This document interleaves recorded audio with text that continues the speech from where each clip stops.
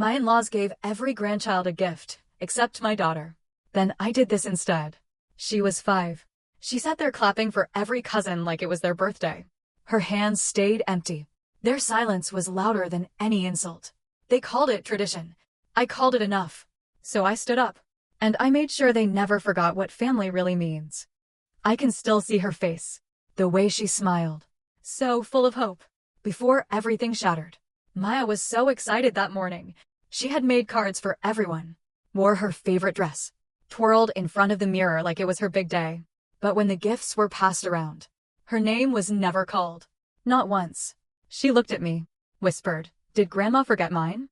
And that's when Evelyn said it. Sharp. Cold. Loud enough for everyone to hear. "She's not really family." No one said a word. Not my husband. Not his siblings. That silence? It told me everything. So I made a choice. Right then.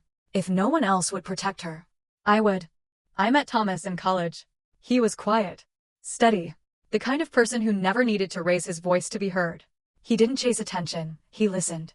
He remembered the little things, like how I always added cinnamon to my coffee, or that I hated small talk but loved deep conversations at 2 a.m. When we got married, I thought I was marrying into one of those big, tight-knit families you see in holiday commercials. His mother, Evelyn, hosted everything: birthdays, Easter brunches, 4th of July cookouts.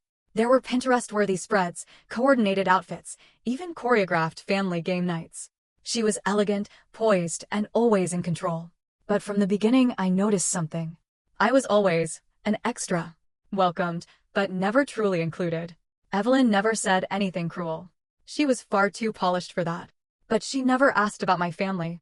Never asked what I liked, what I needed, or how I felt. She didn't offer hugs.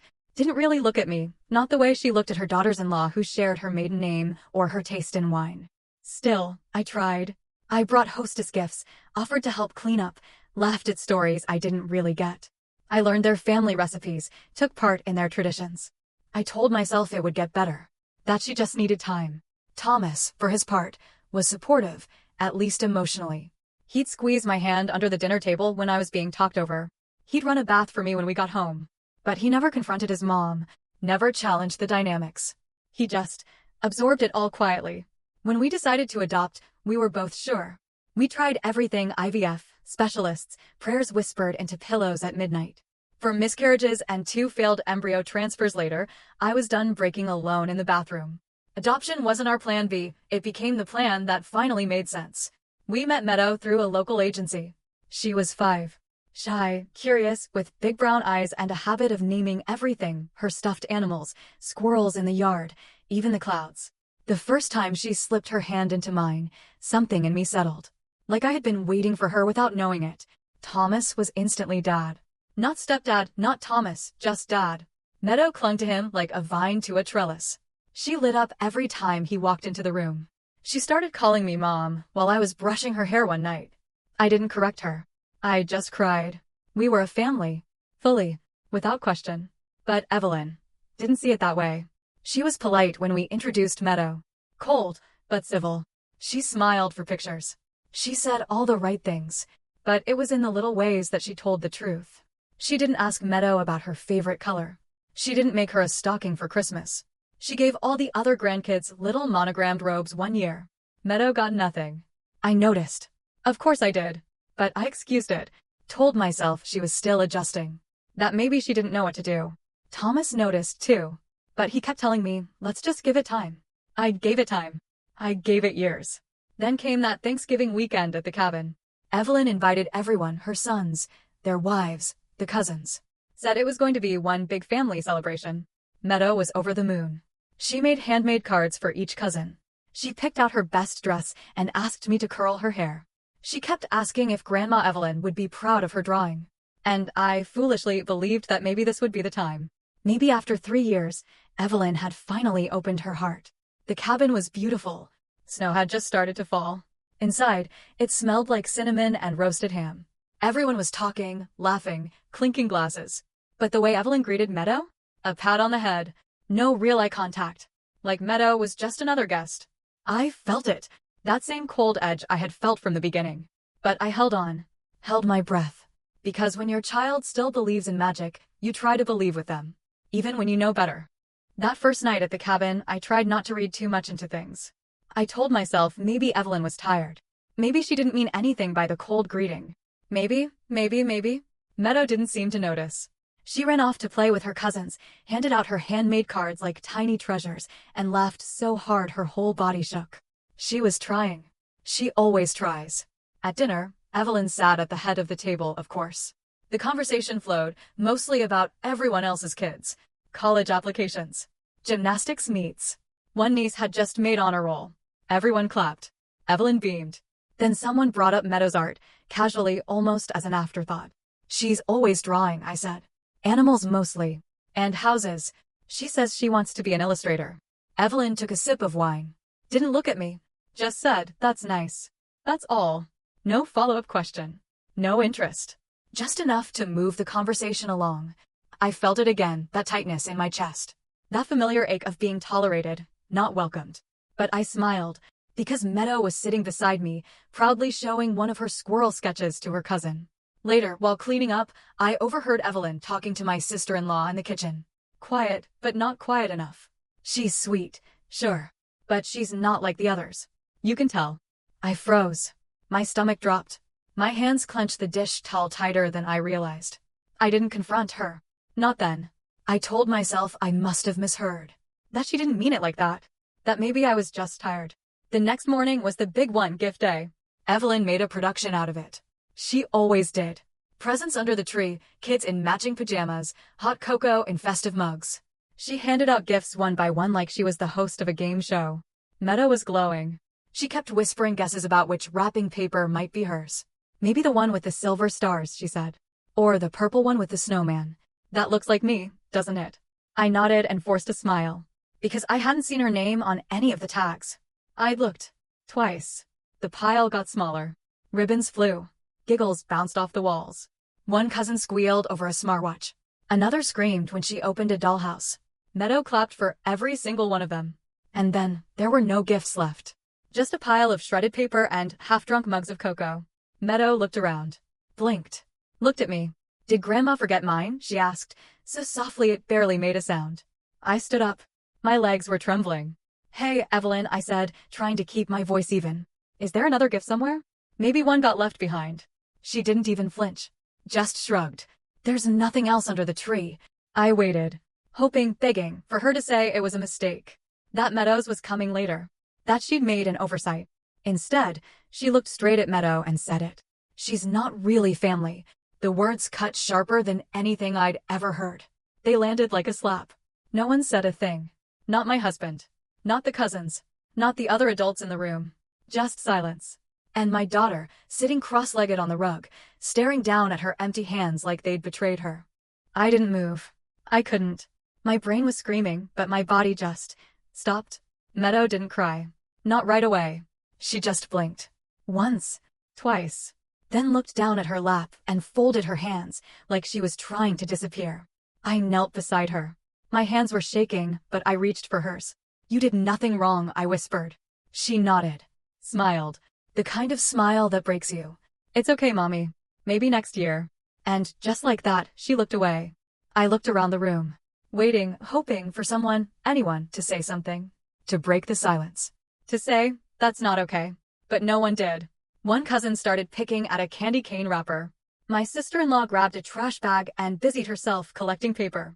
Thomas sat stiff, staring at the fireplace, his jaw locked. He didn't look at me. He didn't look at Meadow. He said nothing. I was furious. Not just at Evelyn, but at all of them. The way they let it happen. The way they chose silence over decency. I should have said something. I should have stood up and screamed. But I was frozen. My daughter had just been erased. And I was stuck between protecting her and not causing a scene she'd never forget. So I stayed still. And in that stillness, something inside me cracked. The rest of the day passed like static. We stayed for dinner. I don't remember eating. Meadow barely spoke. She curled up on the couch with her stuffed fox and stared out the window. That night, back in the guest room, she didn't ask for a bedtime story. She didn't ask for hot chocolate or to call Santa. She just laid there, facing the wall. After she fell asleep, I sat in the dark, holding her drawing. The one she'd made for Evelyn. It was a house, with stick figures holding hands. She'd labeled each one Mommy, Daddy, me, Grandma. I turned it over. She'd drawn a big red X over the word grandma, and I knew there was no coming back from this. Thomas didn't say a word that night. Not when we changed into our pajamas. Not when I asked if he wanted tea. Not even when I told him I couldn't sleep. He just sat at the edge of the bed, staring at the floor. I stood by the window, arms crossed, watching snow settle on the cabin roof. The world looked peaceful outside. But inside me, a storm had already started. She's not really family. That sentence looped in my mind like a curse. I could still hear the way Evelyn said it. So clear. So certain. Like the final line of a script she'd rehearsed 100 times. I looked at Thomas. Do you agree with her? I asked quietly. He looked up, startled. What? You didn't say anything, I said. You didn't even look at her. His face crumpled with guilt. I didn't know what to say. You didn't know? I snapped. Your mother told our daughter she doesn't belong, and you were just silent. He didn't fight back. Just nodded. I know. And that was worse somehow. That he knew, and let it happen anyway. That night, after he fell asleep, I pulled my laptop from the suitcase and opened a folder I hadn't looked at in months. It was titled Contingency. Inside were scanned copies of Meadow's adoption paperwork, notarized legal guardianship documents, trust amendment drafts, everything I'd started preparing the day Evelyn sent a family group text listing all 7 grandkids and forgot Meadow. Again. I hadn't meant to finish the paperwork. Not back then. I thought it was just for someday. But now? I was done waiting for things to get better on their own. The next morning, while everyone else prepared brunch, I drove into town and found the only place open a notary tucked inside a postal annex. I signed the updates, printed the revised trust documents, and included a copy of Meadow's legal status as our daughter on every form that mattered. When I got back, Thomas was pacing. Where were you? He asked. I handed him the folder. Doing what you should have done years ago. He flipped through it slowly. His hands trembled. I was going to handle this, he said, almost in a whisper. I just didn't think it would come to this. It already has, I said. You just weren't looking. That night, I didn't wait for Evelyn to make the first move. I knocked on her door after dinner, folder in hand. She opened it, surprised. Is something wrong? She asked. I stepped inside, closed the door behind me. Sit down, I said. She raised a brow but obeyed. I laid the folder on the table between us. This is Meadow's name on our will. Our savings. The house. Every document that matters. She didn't speak. She is our daughter, I continued. And yesterday, in front of everyone, you said she wasn't really family. Evelyn's lips tightened. I didn't mean it like that. You meant it exactly like that, I said. And I'm done pretending you didn't. She opened the folder. Read the documents.